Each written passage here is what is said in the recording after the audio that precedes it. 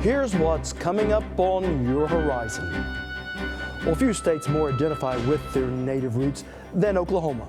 Even the name of our state comes from the Choctaw phrase, Oklahoma, literally meaning red people. Today, we examine our state's Native American heritage and explore the impact it has on all of our lives, from new jobs around the state to efforts underway to preserve Native traditions. We'll also profile an Oklahoman whose on-screen work is being honored, and we end our day looking at a lost piece of Native American history. Stay with us for Oklahoma Horizon. Oklahoma Horizon is made possible by the Oklahoma Department of Career and Technology Education. Oklahoma's investment in career tech provides more than nationally recognized technology education and training. It produces solid financial returns for the state's economic future. Oklahoma Career Tech, elevating our economy. And the Oklahoma Department of Agriculture, Food, and Forestry, helping good people grow good things. And now, from the Career Tech Studios in Stillwater, here's your host, Rob McClendon. Hello everyone, thanks for joining us here on Horizon. Well, when most people think of Indian tribes and the money they generate in Oklahoma, the first thing that usually comes to mind is casinos. And while a large portion of Native American revenue comes from gaming, tribes are creating jobs elsewhere as well. A recent study shows tribes in Oklahoma have an estimated $10.8 billion economic impact, employing more than 50,000 people.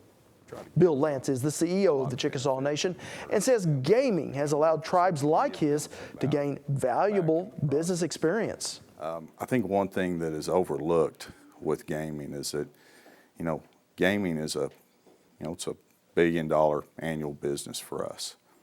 And a lot of what we have learned in management, technology, etc., is transferable to a lot of other businesses.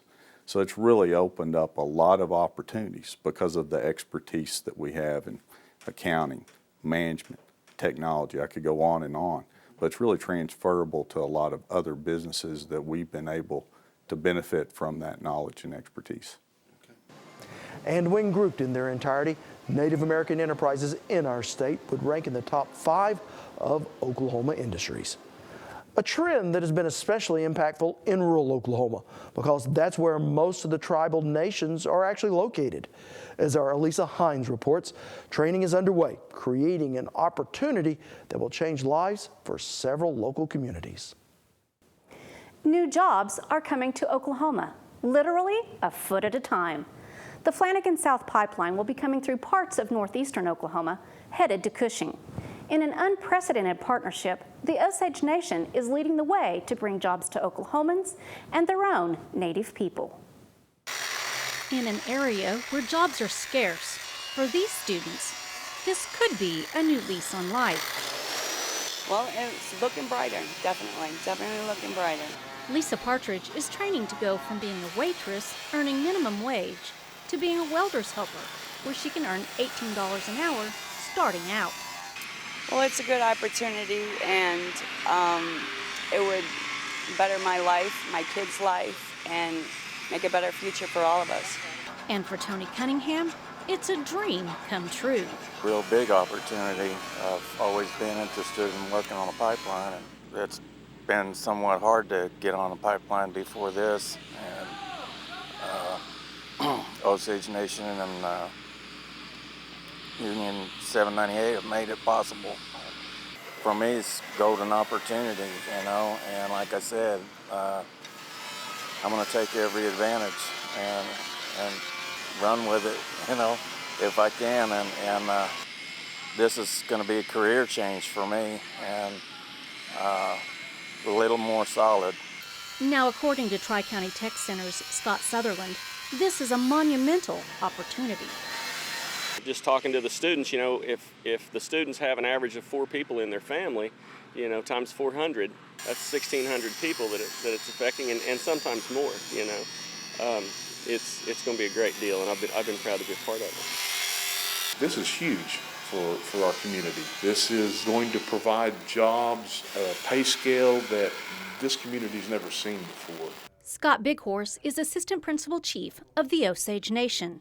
and to have this job right in our own backyard, you know, that means that money is going to stay right here in this community. It's going to be circulated many times, you know, through different businesses.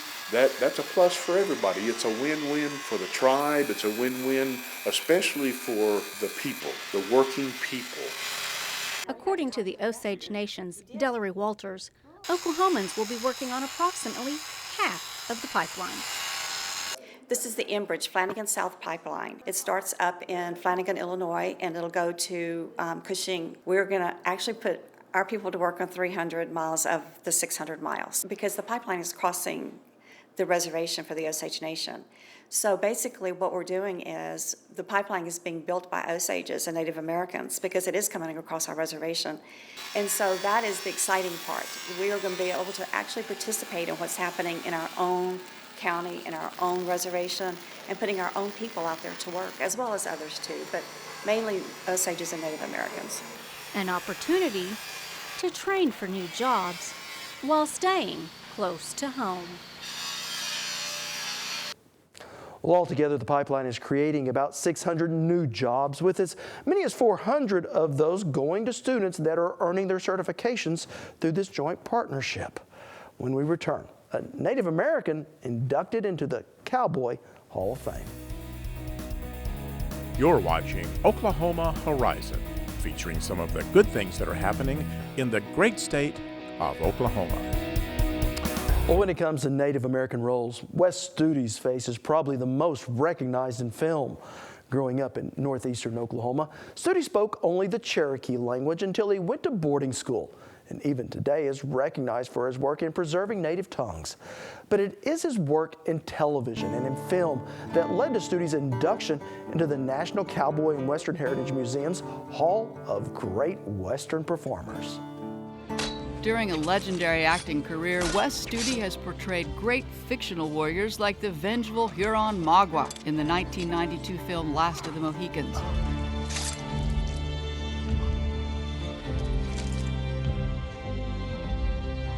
He has also played great historic warriors, none greater than in Geronimo, an American legend, a role for which he and his castmates were honored with the Western Heritage Award. I can't let you kill any of those men.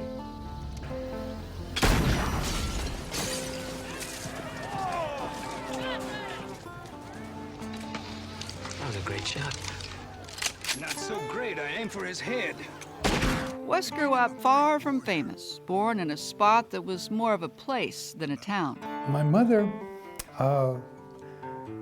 grew up in an area called No Fire Hollow, which is in northeastern Oklahoma, Cherokee Nation. His family moved to Avant in the Osage, and as Wes began the 3rd grade, he didn't know anybody, so he started learning the acting skills he would put to use years later.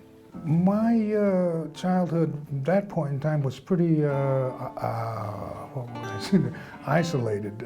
I was, unless we went home to the family and all, you know, we weren't around any other Cherokees. And so I developed a pretty good imagination about, you know, playing by myself, you know, because all my younger brothers were like a little too young for them to be able to play at my level, you know. Some Apaches are good farmers. Others miss the old way. I am not a good farmer, Gatewood. Like the warrior Geronimo, young Wes Studi had no interest in farming. He was a dreamer, and movie theaters were his magic carpet. I mainly went to them by myself. You know, I was the lone guy sitting there watching the horses run and everything. It was, I remember the movies being a real escape or respite from, you know, daily life. At Chilocco Indian School, he signed up for the National Guard. I joined it mainly because we got to dress up in fatigues and march on Saturday mornings. And he ended up becoming a real-life warrior in the U.S. Army, right in the middle of the Vietnam War. It all seemed like such a great adventure, to the point that I thought, geez, I'd really like to see what it's like in a combat area like that. The Vietnam experience changed Wes Studi, as it did so many others. He returned more serious, joined the American Indian movement. And it never really entered my mind about doing anything in the acting world until after the social unrest of the early 70s. But a classic role in Dances with Wolves followed work on stage and in local TV productions in Tulsa. Other famous roles quickly followed. In 2009, Wes Studi broke more ground as one of the stars of the biggest blockbuster of all time, Avatar. What's he saying? Wes Studi is more than an actor. He's an artist, a musician, and an advocate for Indian people. No, it wasn't until the 1980s that Studi turned to acting after helping start a Cherokee newspaper and even running his own horse ranch and working as a professional horse trainer. Still to come on Oklahoma Horizon, the lost history of Rose Hill. But first, preserving native traditions. Well, when not properly protected and preserved, traditions that have lasted the millennia can just in the matter of generations quickly disappear. That's why work continues to preserve our native tradition. Joining me now is Andy Barth. Well, Rob, native traditions run deep here in Oklahoma. From powwows to cultural centers, Native Americans have a rich culture to share with everyone. And students from the Ponca Nation are working to preserve the culture they call their own. From drumming to dancing, the Ponca powwow showcases its rich heritage and traditions. It's just a really cool experience. Maybe taking sections. Athena Smith is one of 4 students working to preserve the Ponca Nation's heritage. She interviewed the tribe's town crier, an honorary lifetime position whose duty is to call the different dances during the powwow. I felt that it was really cool hearing his knowledge and hearing his intake on being the camp crier, since there hasn't been one for a long time. And even in between your questions. Tom Fields is teaching these students how to preserve the Ponca traditions using digital media. We got a small grant to do a video project with Vision Maker, the Native American public television group. Using technology to learn their culture. I want them to learn how to tell a story using digital media. And the stories that I would hope they find are in their own family, in their own tribe. These students are learning a lot about their history and culture, using the Mac computers, using the little cameras. They're learning how to plan, organize, and put together a story. And for Fields, preserving this heritage is vital for the future of the Ponca Nation. It only takes 1 or 2 generations to really lose everything. And the way our traditions and native culture is, it really contains a lot of things that help one survive the world.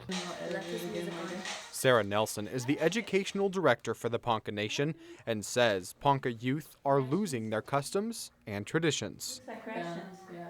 Not everybody just sits around the family table and talks Ponca and tells Ponca stories. A lot of them, they don't have any elders to talk to. There's a lot of political rivalry in the tribes to where they can't go outside to other elders. And it's just like any other culture, they're just having a hard time getting together. And for student Tyrese Hinman, he's ready to reclaim his heritage.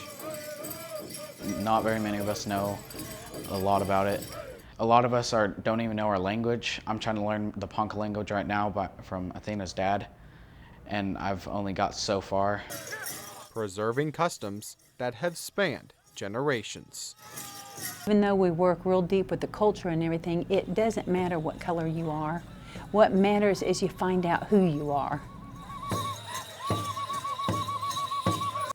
Well, now once finished, the Ponca students will debut their work during a community-wide event. All right, thank you so much, Andy. I appreciate it. Now, if you'd like to see more on Native American culture, we do have a story with a noted Oklahoma family of Indian flute players streaming on our website under our value-added section. Want to share something you've seen here today? Well, all of our episodes are streaming on our YouTube channel at Oklahoma Horizon TV, or you can subscribe to our weekly free podcasts on iTunes. Well, just southeast of Hugo, Oklahoma is the location of the former home of the largest slave owner and probably the wealthiest Choctaw Indian of his day, Colonel Robert N. Jones. His antebellum mansion named Rose Hill was built before the Civil War and was one of 6 cotton plantations Jones owned along the Red River. Now, Jones died in 1873, and Rose Hill burnt to the ground in 1915, and the story of one of the most successful early Oklahomans was largely lost to the ages until a group of dedicated archaeologists and volunteers began excavating the site in 2010.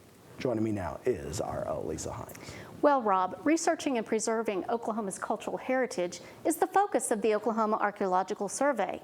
Each year, they conduct archaeological digs to help better understand our Oklahoma history. And I joined them as they uncovered a piece of Oklahoma history. From scraping, to picking, to screening, Oklahoma's past is being uncovered. A lot of nails, a lot of glass. We also have ceramics from the period, glass bottles, a lot of bricks, just sort of the garbage of everyday life. And that's what archaeologists are really interested in, is what kind of trash we're disposing on a regular basis. Amanda Rainier is with the Oklahoma Archaeological Survey and says with over 10,000 archaeological sites in the state, there's plenty to discover. But it may be a name molded in. And while it's artifacts they're digging up, it's really knowledge they're after. We don't start doing archaeology on a site unless you have a research question. No archaeologists dig just for the sake of digging. In this case, our research question is, what is life like for someone who's on a Choctaw plantation in Oklahoma? How does it compare to life on a plantation in the rest of the southeast in the United States? So that was sort of one of our overarching research goals. We start out with a really kind of rough guideline of, this is what we want to find out, this is where we want to dig, and then our plans change as we go depending on what we find. West 3. But to find things requires a lot of help. Without the volunteers, we would not have been able to do any of this, so we're very grateful to have them. Volunteers like Ed Mayfield, who's been digging for over 15 years and says he really enjoys it. Oh, I love it. I absolutely love it, to the point to where my wife sometimes just says, I don't know how anybody could be that crazy about something like that, but I do. I just love it. And I love the people, the camaraderie. That's a big part of it for me. The one thing about it is that being at a dig can be very arduous. It can be very long, hours, hot, dirty work. And there are times that we will ask ourselves, what are we doing here? But at the same time, then somebody will find something, and all of a sudden everybody will just start hooping and hollering, and they'll all gather around the pit and want to look at it. And so it's a stimulus for us, and we just love it. We just love it. And it's that thrill of discovery that keeps Ed coming back year after year. But archaeology is changing in the time that even I've been into it. But the soil archaeology, there will always be, I'm quite sure, the need for what we call ourselves shovel bums, and to go out to sites and to extract it from the earth. Technology is changing archaeology considerably. If nothing else, one thing about technology is being able to find sites and not disrupt the sites. It's so important to the archaeologist, if he finds the site, is to preserve the site until he can get to it. And then he can use, and there's always new technology that's going to allow them, even with sites that they have covered up, go back to, with new technology to be able to understand more about the site. And that's a real blessing with new technology that's coming along. But you still have to go out and do the grunt work, and that's where we're at. But I think one of the most exciting things for me is to pull something from the earth that has not seen the light of day. In some cases, 1,000, 2,000 years. It's just an exhilarating feeling. The Oklahoma Anthropological Society is open to anybody who's interested in anthropology, particularly archaeology, in the state of Oklahoma. Everyone you see here is just someone who's interested in doing it. You don't have to have any experience. You can come out and dig. We'll train you on what to do. We'll even provide you with equipment. And you know, we've got volunteers who've been coming out here for years, and they're very skilled at what they do. And then we have beginners who just love it. And everybody loves to do archaeology, and there's no pressure. It's a nice, fun time for everyone. And it's new technology like ground-penetrating radar that helps the Oklahoma Archaeological Survey's Scott Hammerstead find where to dig, or in this case, where not to. It's a nice non-invasive technique to be able to see below the ground. In this case, I have it set up to see about 5 feet below ground. It can go as deep as 3 or 4 meters, or about 15 to 20 feet, depending on what situation we're in. What we do is we have these ropes set up along the ground. We systematically move it along these ropes. It takes a snapshot at a set interval and gives us a view of what's down there, what depth it is, and based on the signature, the radar bounces back, gives us an idea of what object or whatever, graves or whatever might be down there. It lets us know where graves are without having to worry about digging. That's very important. Also, archaeology is a very slow, very expensive process, and this gives us a lot of information without having to go through the tedium of the excavation. For almost 20 years, Kathy Compton has been volunteering at digs across the state. And her job is as important to the archaeologist as the shovel bums. She keeps the records for each artifact found at the site. It keeps track of where it's found in the unit, which unit. It keeps track of who handled it. So it'll go from who found it to me, to the lab, and then from the lab to the museum. So it keeps track of its provenience, where it's found, exactly where it's found, and if you lose that, then you lose the information from the artifacts. You might as well just be a pot hunter if you don't document what you find. If you would please put a date in. And a pot hunter is a bad word in the archaeological world. Dr. Jones. Think of Indiana Jones. We see there is nothing you can possess which I cannot take away. Pot hunters are those who rob from history rather than share it with museums to be studied. And while no one here will be taking any artifacts home, they will take away good memories, fun times, good companionship. You make really good friends. And then you go away for, 6 months, and then you all get back together again. So the companionship is what you take away. Good memories. And dirt. And dirt in your shoes, dirt in your ears, dirt in your shirt, dirt in your pants. And in your hair, and on your clothes, and in your car. It's definitely dirty work, but I know from personal experience that I certainly enjoyed it. So are you now what they consider a shovel bum? Yes, I am. I've been on 2 digs already, and I can't wait to do it again.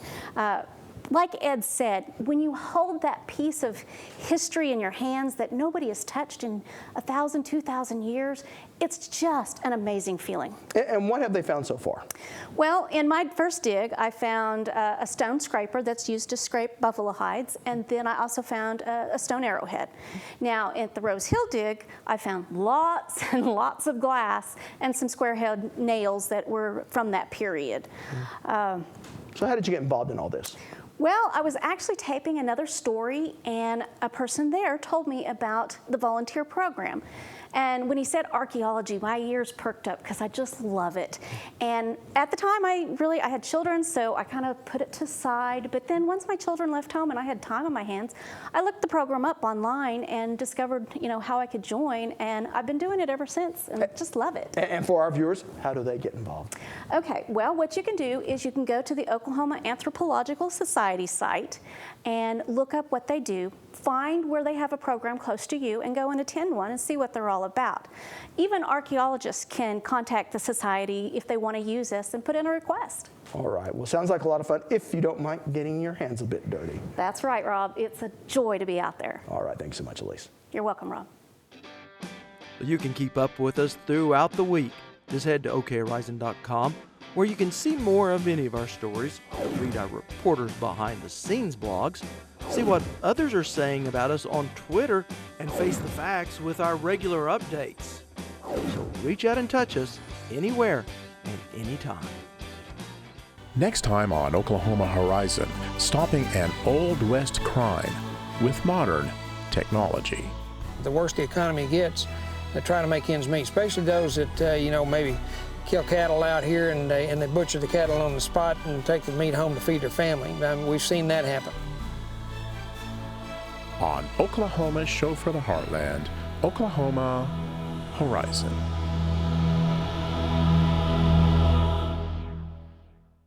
Well, that is going to wrap us up for today, but you can see more of any of our stories on our website at okhorizon.com. You can watch us on the go with our weekly podcast on iTunes. Follow us throughout the week on Twitter at OKHorizonTV, or just become a Horizon fan on Facebook. I'm Rob McClendon. Thanks for watching. See you back here next time. Horizon is made possible by the Oklahoma Department of Career and Technology Education and the Oklahoma Department of Agriculture, Food, and Forestry, helping good people grow good things. Copies of today's show are available on our website, okhorizon.com. Thank you for watching Oklahoma Horizon.